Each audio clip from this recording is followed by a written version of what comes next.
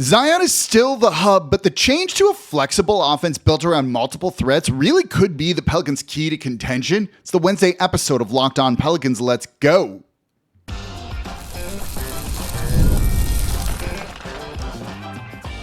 You are Locked On Pelicans, your daily New Orleans Pelicans podcast, part of the Locked On Podcast Network, your team every day. Welcome to another edition of Locked On Pelicans, the daily podcast covering your favorite team, the New Orleans Pelicans and NBA, part of the Locked On Podcast Network, your team every day, available wherever you get your podcasts and available on YouTube. I'm your host, Pelicans Insider, credential member of the media, Jake Madison, at NOLA Jake on Twitter, here with you on this Wednesday, and we are going to get into a little bit of X's and O's looking at the Pelicans offense. Zion Williamson's the offensive hub. I'll explain what that means. But there are limitations to that kind of offense. The Pelicans know it, and they're trying to adapt already. And I'm going to tell you why it's smart. And then we're going to also look at how Derik Queen factors into all of this as well. So it's a lot to cover in today's episode of Locked On Pelicans. Today's episode of Locked On Pelicans is brought to you by FanDuel. Right now, new customers can bet just $5, and if your bet wins, you're going to get $300 in bonus bets to use across the app. Head to FanDuel.com to get started. And of course, thank you for making Locked On Pelicans your first listen today and every day. We are here Monday through Friday, the #1 Pelicans podcast, covering everything you want to know about this Pelicans team. So please subscribe wherever you get your podcasts and join over 11,000 Pelicans fans on YouTube as well, and become an everydayer. That means you listen Monday through Friday to the Locked On Pelicans podcast. So let's get into it here. What is the concept of an offensive hub? Because that is what Zion Williamson is. And when I just say that out loud, you probably kind of get it when I just say it, right? Like, the offensive hub is usually considered someone that is not a guard. So a wing, more likely a big, that you run your offense through. You kind of put them somewhere on the court. They have court gravity, draw people to it. Guys work kind of around them. You know, they can score themselves or they can operate from there and kind of create for others. And that's what the Pelicans often do with Zion. You hear Point Zion. Point Zion is just the offensive hub. It's an effective offense. The Pelicans have used it to a good extent when they're healthy, but you also see other teams doing things like this. The Sacramento Kings, who've basically had a top 10 offense the past couple of years, use Domantas Sabonis as their offensive hub. You see it with the Houston Rockets and Alperen Sengun, a lack of like a traditional point guard there. So you go with an offensive hub in Sengun, you're big. The Nuggets, Jokic, not that anyone is at his level, similar idea, right? That's why you don't have like a true point guard with those teams. You don't really need it. Instead, what you need are complementary and other go-to scores to make it work. And for the Pelicans, that has largely been Brandon Ingram and CJ McCollum. But Ingram missed a ton of time while he was here in New Orleans. CJ at times wasn't always consistent, but when all three of those guys played, which was very limited, the Pelicans were by and large winning, and it worked. And now you have Jordan Poole to replace Ingram or CJ, who's more aggressive than them. You have Trey Murphy ready to take a leap. You throw in someone like Jeremiah Fears, and actually things kind of look a little bit better for what this Pelicans offense wants to be in the half court, something that they have largely struggled with. If Zion can stay healthy, their offense will be good just because, yeah, he is an offensive hub and it tends to work. There are some limitations to that, and we'll get into those in the next segment here because that's where the Pelicans are trying to get more adaptable. And when you look at the moves they make, and talking to head coach Willie Green in that interview, even with kind of spotty audio, it was tough recording in there on that day. We had some technical difficulties. But you hear him talk about the adaptability that they want to have. You've heard Joe Dumars talk about the adaptability that they want to have. So they're still going to run this kind of hub-based offense, which is what it is around Zion Williamson. But now they have other players that I think just are going to fit a little bit better. In a hub-based offense like that, you don't necessarily just want spot-up shooters. You don't want it to be Zion's at the free throw line or the elbow or somewhere. He gets the ball, he draws to the ball, then just kicks it to an open shooter. That's actually still pretty easy to defend. NBA defenses can make those kind of rotations. Around a kind of hub type of player like this, you need other guys that work well off the ball, that are threats in their own right from three. You need guys that are willing to cut, willing to do that off-ball work. Like that did not describe Brandon Ingram at all. It somewhat described CJ McCollum. It really describes like Herb Jones more than anything, I think. So you've seen some limitations with the players, I think, and there were some spacing issues there too with Brandon Ingram. But you put in Jordan Poole now, and he's the type of guy that could work off ball alongside Zion Williamson. We talked about this in yesterday's show, actually this whole week so far at Locked On Pelicans, of what exactly is his role going to be. And we'll get into a little bit more in the next segment too, because I think it's going to be a hybrid role. But as someone who is a good spot up shooter, who can cut and work off ball a little bit, did some of that with the Golden State Warriors too. This is someone who could fit in next to Zion Williamson and maybe be a little bit more willing to do that kind of stuff. Trey Murphy has the ability to relocate better than anybody. We've seen him kind of be a lob threat and cut and things like that. So he fits in a little bit more, and he's going to have a much larger role here in New Orleans than he has in the past. So this type of offense, really can work. And as you look at this league that is really starting to trend more to like dribble handoffs and things like that, rather than just like spread pick and rolls. But I keep teasing the next segment because these are very much tied together. That will work. And I think as you kind of use Zion in those actions, we've seen how good of a facilitator he can be, how he can create for others in those dribble handoff actions where he's got the ball and someone kind of cuts behind him and he just hands the ball off that way. All that stuff really, really, really works. And you see it being run inverted more. Normally in a dribble handoff, it's kind of a big doing that and giving it to a guard, but you can also see that the other way. And that's a good way to get Zion going once the ball has moved around a good bit. So I like what their plan is, with Zion as still the hub of the offense. But there are very real limitations to it, particularly of a big that doesn't rebound or shot block like Zion Williamson does. If you're playing him at the 4 or the 5, we're kind of your hub guy. If you're looking at a hub offense, it's usually a power forward or a center, less so a wing. So that becomes kind of a problem because you're limited in other areas. This goes to something I've talked a lot about, of how it is very difficult to build around Zion Williamson because of the lack he has in certain areas, rebounding mainly being one, and then not being able to kind of fill that with another big because Zion's playing the 4 for you. He's not a 5. We'll talk about him kind of playing the 3 in a minute here. So there are limitations to it, and if those other guys don't work well off ball either, there's not a whole lot you can do. And we'll find out pretty early on. This is why I'm excited to watch them, in these games in Australia, to just kind of get an early idea of what this team is looking to try and do. And I think this is kind of what you'll see. Zion Williamson still is the hub. Those guys kind of working around him and trying to kind of fit into the right kind of roles that they really want to have. It's also one of the reasons why they drafted Derik Queen. Should Zion Williamson go down and you still want to run this hub offense, Queen can actually do that. I think he actually might be better suited for it in a more traditional sense than Zion Williamson actually is. More on that in the third segment here. So you have some insurance for that too. Queen, I think if you were to look at a high end, not that I think he even gets close to it or they're a similar player, I think his high end comp is kind of like an Alper and Şengün. But there are limitations with Şengün too in the Houston Rockets. Namely was they needed another scorer to make that offense work. They got it in Kevin Durant.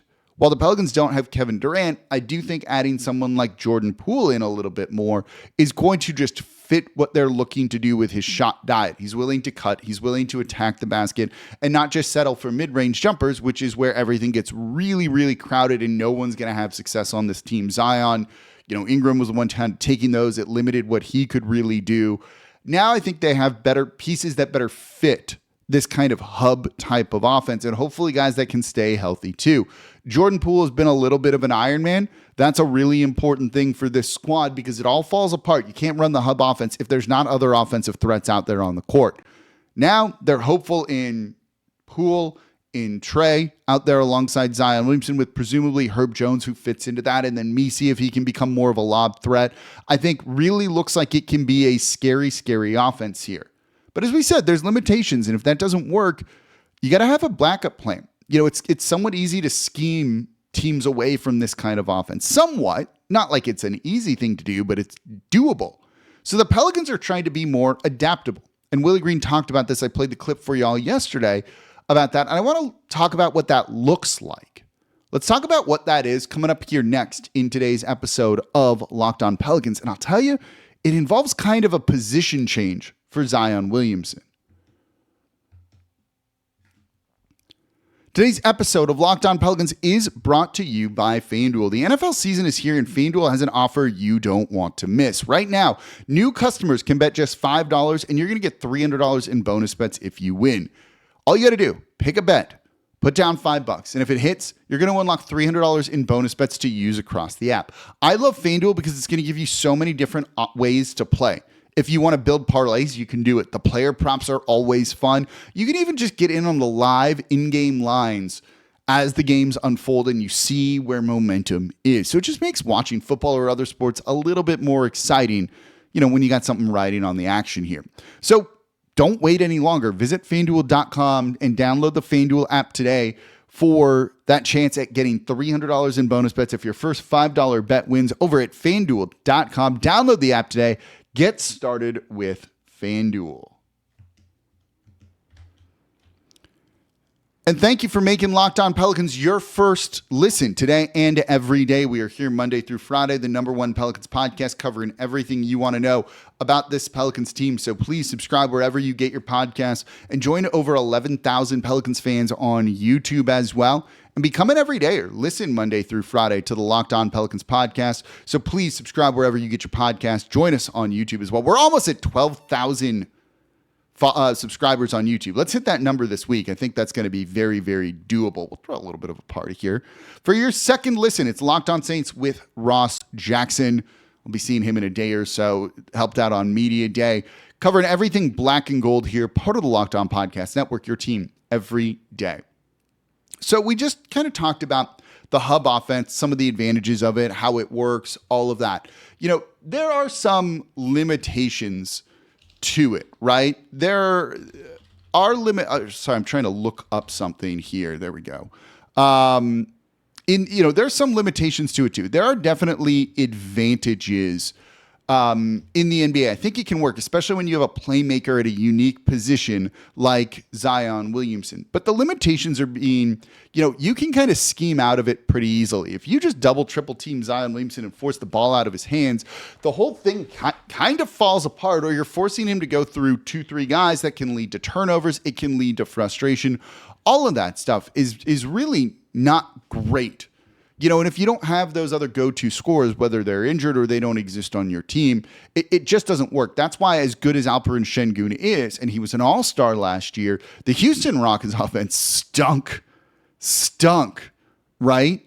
And, using a big man in that role, you've just got to have the exact right team around it. It's why, as good as Nikola Jokic is, the Denver Nuggets have struggled a little bit in the postseason. They haven't had the success that they want, and that's led them to really overhauling their roster this past offseason. That's partially why you didn't see the success in Sacramento that you would have liked between Sabonis and Fox. It can just be really tough to do that. And the Pelicans realize that even with Zion Williamson healthy, this can fall apart. So they are trying to build in some versatility to know that, okay, if a team kind of counters our offensive system, the offensive hub in Zion, we got other players that are going to be able to make a difference. And I think that is very important, right? So I think here they're taking the right approach to, I don't want to quite call it future-proofing their offense, but at least having other options so that, this is an off night, this is a bad matchup, and we're going to lose. They're eliminating that idea, I think, from it. Look, Brandon Ingram, for as good of a scorer as he is, one-time All-Star here in New Orleans, isn't like a downhill attacking player. That's just not what he did. There were limitations to what he tried to do, to the type of player that he is. We'll see what he does in Toronto. But, when he was traded, that was the immediate question, right? Well, now you have Jordan Poole, who's more aggressive than Brandon Ingram was, more aggressive than CJ McCollum was. Well, you don't want him being like the primary ball handler. You need him to attack the basket and create off the bounce like that. He can absolutely do it. While he's not a pure point guard, he can absolutely do that sort of thing. When you look at the trade for DeJounte Murray last year, it was to take some of the pressure off of Zion Williamson a little bit. And they'll get him back eventually. They drafted Jeremiah Fears to be that downhill attacking point guard.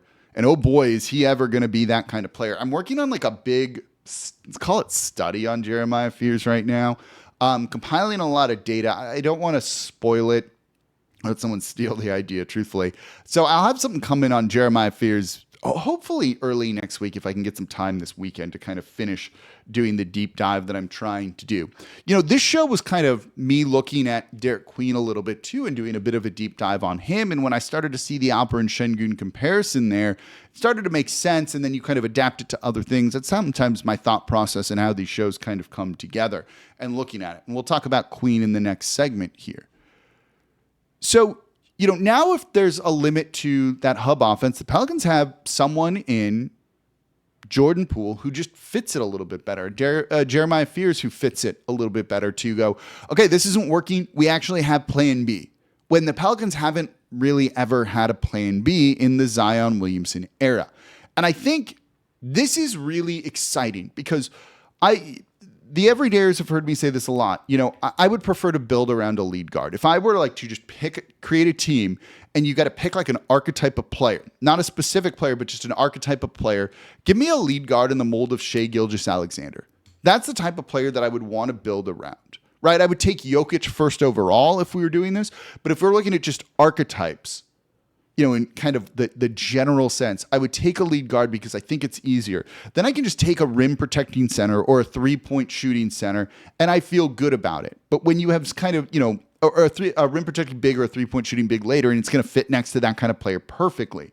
When you don't have that, because Zion's supposed to be that guy, and that's your center, your big man position, it can be really difficult to kind of build a team around these types of players. Again, look at Alper and Şengün. It's been a little bit difficult for the Houston Rockets to, have the success they wanted, at least in the postseason this past year, because of some of the limitations it has. You've got to build the exact right team around these really type of unique big men. Just give me a really good guard, and I can just kind of take what I need anywhere else, and it'll work a little bit better. So if you switch your offense a little bit to Jordan Poole, kind of call it running point, right? Being your lead guard, your advantage creator. You don't need to play Zion at the 4 or the 5. Not that he plays the 5. You can move him to the 3 at this point in time. And that makes the best use of him, right? Could you run some sort of offensive scheme that involves Misi at center, say Carlo Makovic at the 4, which is where he better is than a 5, Zion at the 3. So now you're big. You have height down there, and that's going to help with your rebounding. It's going to help with some of the rim protection, right? Zion's now on the wing. You've got Jordan Poole at the 1, and you can put Herb Jones or Trey Murphy at the 2, or however you want to put it, right? And what does that look like?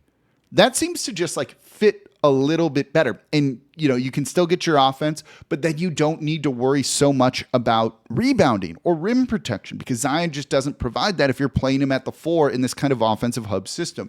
So when it's just not working or the Pelicans need to change, they now have an adaptability that they did not have before.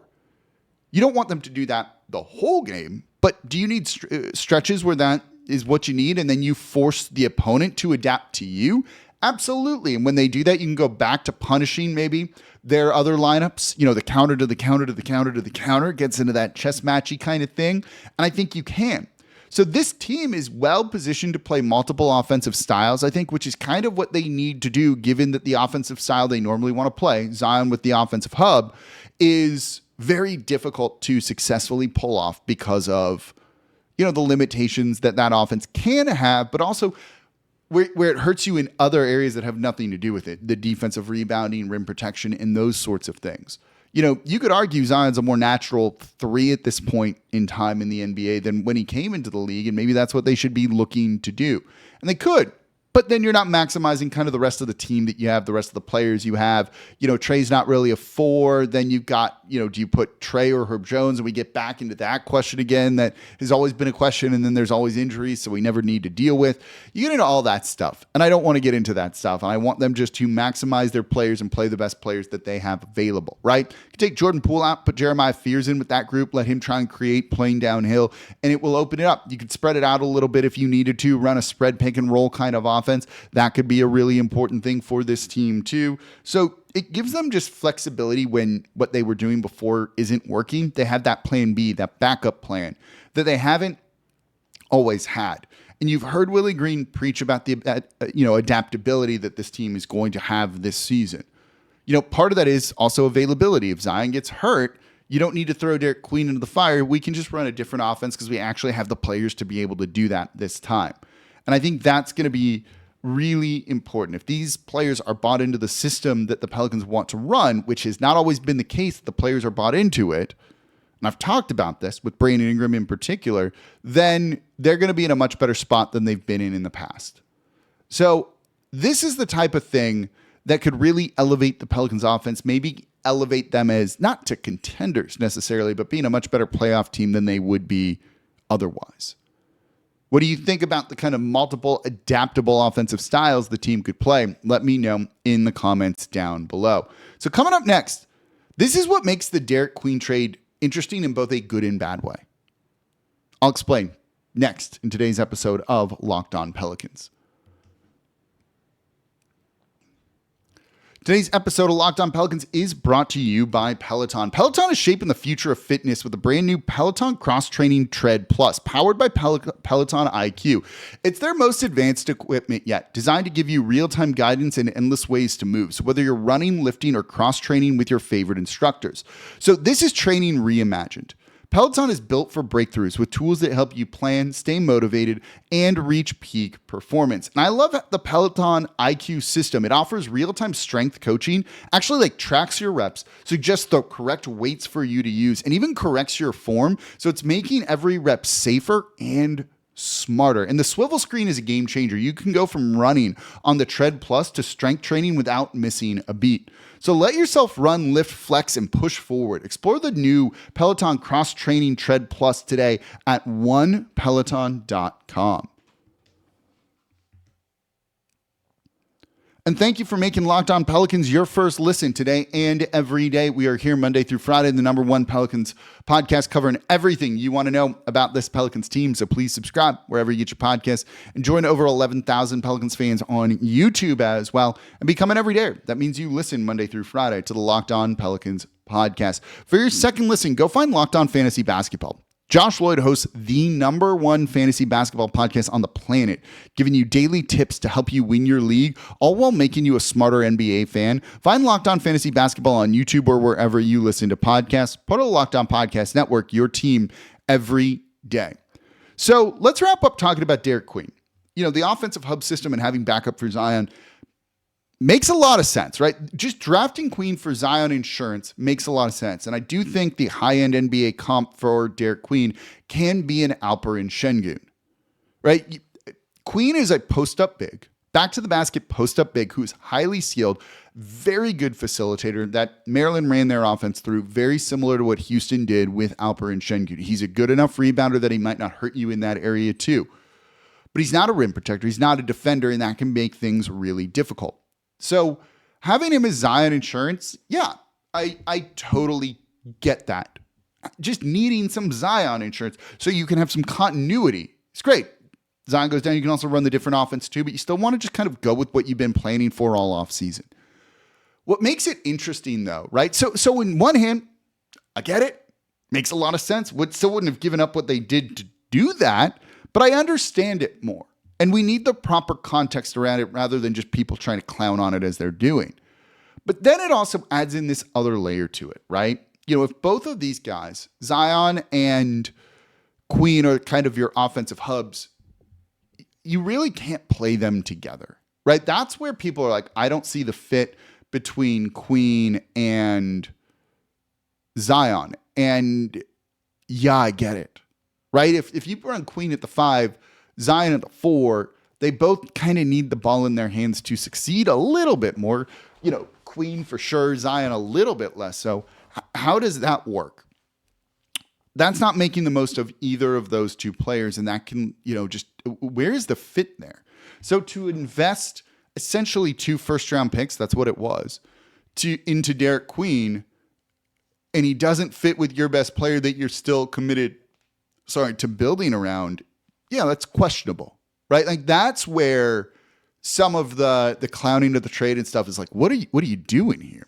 Could you have gotten someone else, right? Newell, who would fit next to Zion Williamson, just get him at 23, where he was drafted by the Atlanta Hawks, and you have a player that fits immediately with Zion, not as Zion insurance. And then you still have future draft capital. But maybe that insurance is that much more important. If your house floods, you're going to pay a higher premium, right? If you live in a dangerous area, your house is going to have a premium on it. Your insurance is going to cost more. That's how it goes. When I was on ESPN radio with one of our Locked On Lakers hosts, he's like, well, if you view Derik Queen, that's the most expensive insurance premium I've ever seen. It's like, yeah, that's what happens when you have something that's risky. And Zion has missed a lot of time. So you're going to need to overpay. And it makes sense to me that you kind of need to do that. Maybe it means you should move to a different area, but the Pelicans didn't trade Zion Williamson, which is what that analogy would equate to here. So they've got to kind of deal with what they have. So on one hand, it does make a lot of sense to me, especially as we've kind of talked about it, right? He can play with his back to the basket. Guys cut around him. He can facilitate from there. He will have court gravity because if they leave him one-on-one, he is a skilled big man, Derik Queen is, who will score down low and score over and through. He's a very strong player. A lot of guys. He's going to be good, I think, in the league. He has such a unique skill set. But that skill set is also very tough to build around. It doesn't work with another unique skill set like that. Do you want to run this kind of offense? Do you want to build this type of team, this type of identity? Or would you like to go with something more conventional where the players to kind of fit that conventional offense, that's still effective, conventional does not mean bad here, are more readily available and it's easier to construct a team? That's kind of I keep using the word paradox a lot this offseason, paradox around Derik Queen in that decision, I think. It's more nuanced than they want to look at it. And that's what I think makes it kind of interesting. All right, tomorrow's show, because the game on Friday is at 4 a.m, we're going to preview preseason. It's coming up in tomorrow's episode of Locked On Pelicans. As always, I'm your host, Jake Madison, at NolaJake on Twitter. This is the Locked On Pelicans podcast, part of the Locked On Podcast Network, your team every day. See y'all next time.